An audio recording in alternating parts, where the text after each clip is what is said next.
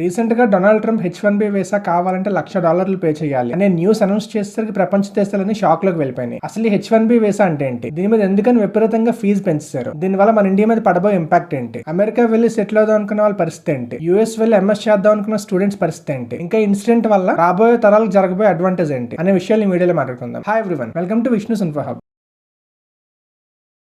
H1B visa అంటే ఏంటంటే, అమెరికాలో ఉండే ఒక కంపెనీ వేరే కంట్రీస్ లో ఉన్న ఒక పర్సన్ ని హైర్ చేసుకొని ఆ వ్యక్తి అమెరికాలో పనిచేయడానికి అమెరికా గవర్నమెంట్ నుంచి తీసుకోవాల్సిన లీగల్ పర్మిషన్ H1B వీసా. ఈ H1B వీసా వల్ల చాలా మంది వేరే కంట్రీస్ నుంచి వచ్చి యుఎస్ లో జాబ్స్ చేస్తూ సెటిల్ అయ్యారు. ఇలా సెటిల్ అయిన వాళ్ళు 71% మన ఇండియా నుంచి వెళ్ళిన వాళ్ళే. ఇలా ప్రతి సంవత్సరం వేరే కంట్రీస్ నుంచి వచ్చి అమెరికాలో సెటిల్ అయ్యే వాళ్ళ కౌంట్ ఎక్కువైపోవడం వల్ల అమెరికాలో ఉండే ప్రజలకు అవకాశాలు లేకుండా పోతున్నాయని చెప్పి ఈ ప్రాసెస్ ఆగి అమెరికాలో ఉండే జాబ్స్ కేవలం అమెరికా సిటిజన్స్ మాత్రమే చేయడానికి వీలుగా ఉండేలాగా ట్రంప్ ఈ మధ్య రకరకాల డెసిషన్స్ తీసుకుంటున్నాడు. ఆ డెసిషన్ తీసుకున్న భాగమే ఈ H1B వీసా రేట్ అనేది $1,00,000 పెట్టాడు. అంటే మన ఇండియన్ కరెన్సీలో 88 లక్షల రూపాయలు. ట్రంప్ తిన్నంగా వెళ్లి అమెరికాలో ఉండే కంపెనీస్ కి మీరు వేరే దేశాల నుంచి ప్రజలను హైర్ చేసుకోవద్దు అని చెప్తే వాళ్ళు అలాగో హైర్ చేయడం మానరు. ఎందుకంటే మన ఇండియా లాంటి దేశాల నుంచి వెళ్లే ఎంప్లాయీస్ వల్లే అమెరికా అంత ఫాస్ట్ గా గ్రో అవుతుంది. సో కంపెనీస్ కి చెక్ పెట్టాలంటే ఈ H1B వీసా మీద రేట్స్ పెంచితే చాలా కంపెనీస్ అంత అమౌంట్ భరించలేవు. కాబట్టి ఇండైరెక్ట్ గా ఇంటర్నేషనల్ హైరింగ్ ఆపి అమెరికాలో ఉండే పీపుల్ కి ప్రిఫరెన్స్ ఇస్తారని చెప్పి ట్రంప్ డెసిషన్ తీసుకున్నాడు. దీనివల్ల మన ఇండియా మీద పడే ఇంపాక్ట్ ఏంటి, చాలా మంది ఇండియాలో పనిచేస్తున్న సాఫ్ట్వేర్ ఎంప్లాయీస్ కి ఒక గోల్ ఉంటుంది, కంపెనీలో బాగా పర్ఫార్మ్ చేసి యూఎస్ వెల్ సెటిల్ అవ్వాలని చెప్పి. ఎందుకంటే కంపెనీస్ ఆన్సైట్ ఆపర్చునిటీస్ ప్రొవైడ్ చేసి ఇండియన్స్ అమెరికా పంపించేది. సో అమెరికాలో సెటిల్ అవ్వాలంటే ఈ ఆప్షన్ చాలా మంది ఎంచుకుంటున్నారు. ఇప్పుడు కంపెనీస్ ఆలోచిస్తాయి, 88 లక్షలు మన మీద ఇన్వెస్ట్ చేయాలా, వెరీ హై స్కిల్ ఉండి టాలెంటెడ్ అయితే మాత్రమే కంపెనీస్ మీ మీద ఇన్వెస్ట్ చేస్తాయి, ఇంకా మీరు లేకపోతే కంపెనీ గ్రోత్ లేదు అని కంపెనీస్ భావిస్తే మాత్రమే అటువంటి వాళ్ళు అమెరికా వెళ్లే ఛాన్స్ ఉంటుంది. సో ఇకపై జాబ్స్ పర్పస్ మీద అమెరికా వెళ్లే వాళ్ళ కౌంట్ తగ్గుతుంది. సరే వర్కింగ్ ప్రొఫెషనల్స్ ఓకే, మరి స్టూడెంట్స్ పరిస్థితి ఏంటి? చాలా మంది స్టూడెంట్స్ యూఎస్ వెళ్లి ఎంఎస్ చేసి అక్కడ జాబ్స్ తెచ్చుకుని సెటిల్ అవుదాం మైండ్ సెట్ లో ఉంటారు. అటువంటి వాళ్ళకి ఇమీడియట్ గా ప్రాబ్లం లేదు, కానీ లాంగ్ టర్మ్ లో ప్రాబ్లం ఉంటుంది. ఎందుకంటే స్టడీ పర్పస్ మీద వెళ్లే వీసా డిఫరెంట్ గా ఉంటుంది. ఎంఎస్ కంప్లీట్ అయ్యాక జాబ్ వస్తే ఆ టెంపరీ వీసా మీద మీరు 3 ఇయర్స్ వర్క్ చేయొచ్చు. 3 ఇయర్స్ తర్వాత మీరు అక్కడ కంటిన్యూ అవ్వాలంటే ఖచ్చితంగా ఆ కంపెనీ H1B వీసా స్పాన్సర్ చేయాలి. అప్పుడు మీ జాబ్ రిస్క్ లో పడే అవకాశం ఉంటుంది. సో దీనివల్ల ఇండైరెక్ట్ గా స్టూడెంట్స్ మీద కూడా ఇంపాక్ట్ పడుతుంది. ఈ ఓవరాల్ న్యూస్ వల్ల టెంపరీగా కొంత నష్టం కలిగినప్పటికీ లాంగ్ టర్మ్ లో ఇండియా డెవలప్ అవడానికి మంచి ఆపర్చునిటీ క్రియేట్ అయిందని చెప్పుకోవాలి. ఎందుకంటే ఇప్పటి వరకు ఇండియాలో బెస్ట్ టాలెంట్ అంతా కూడా హై పేయింగ్ జాబ్స్ ఉన్నాయని చెప్పి యూఎస్ కి వెళ్ళి సెటిల్ అవుతున్నారు. దానివల్ల యూఎస్ లో కంపెనీస్ గ్రో అయ్యి అక్కడ ఎకానమీ డెవలప్ అవుతుంది తప్ప ఇండియన్స్ వల్ల యూఎస్ గ్రో అయినంత ఫాస్ట్ గా మన ఇండియా గ్రో అవ్వట్లేదు. ఇకపై ఏం జరిగే అవకాశం ఉంటుంది అంటే, అటువంటి బెస్ట్ టాలెంట్ అంతా యూఎస్ కి వెళ్లే కౌంట్ తగ్గుతుంది. యూఎస్ ని చూసి వేరే కంట్రీస్ కూడా స్టెప్స్ ఫాలో అవుతున్నాయి. రీసెంట్ గా ఆస్ట్రేలియాలో అలానే యూకేలో అక్కడ నేటివ్ పీపుల్ అందరూ ప్రొటెస్ట్ చేస్తున్నారు. వేరే కంట్రీస్ వాళ్ళు మా కంట్రీస్ లో ఎక్కువ ఉండడానికి వీలు లేదు, వాళ్ళ కంట్రీస్ కి ప్రిఫరెన్స్ ఇవ్వాలని చెప్పి. దీనివల్ల భవిష్యత్తులో మన ఇండియన్స్ యూఎస్ మాత్రమే కాకుండా వేరే కంట్రీస్ వెళ్ళి సెటిల్ అవుదాం అనుకున్న వాళ్ళకి కూడా ఈ ఇంపాక్ట్ పడుతుంది. దానివల్ల ఫ్యూచర్ లో ఎక్కువ మంది ఇండియన్స్ వేరే కంట్రీస్ కి వెళ్ళిపోకుండా ఇండియాలోనే ఉంటూ కొత్త స్టార్ట్అప్స్ ఫార్మ్ చేయడానికి గానీ లేదా ఉన్న కంపెనీస్ ని బాగా డెవలప్ చేయడానికి ఎఫర్ట్స్ పెడతారు. ఈవెన్ అమెరికా అండ్ వేరే కంట్రీస్ లో కంపెనీస్ కూడా ఇండియా నుంచి ఎంప్లాయీస్ ని తీసుకెళ్లి అక్కడ పనిచేయించుకునే కంటే వాళ్ళ ఇండియాలో పెట్టుబడులు పెట్టి ఇండియాలోనే ఎంప్లాయ్మెంట్ ఆపర్చునిటీస్ క్రియేట్ చేస్తారు. దీని మీద మీ ఒపీనియన్ అంటే కామెంట్ లో మెన్షన్ చేయండి.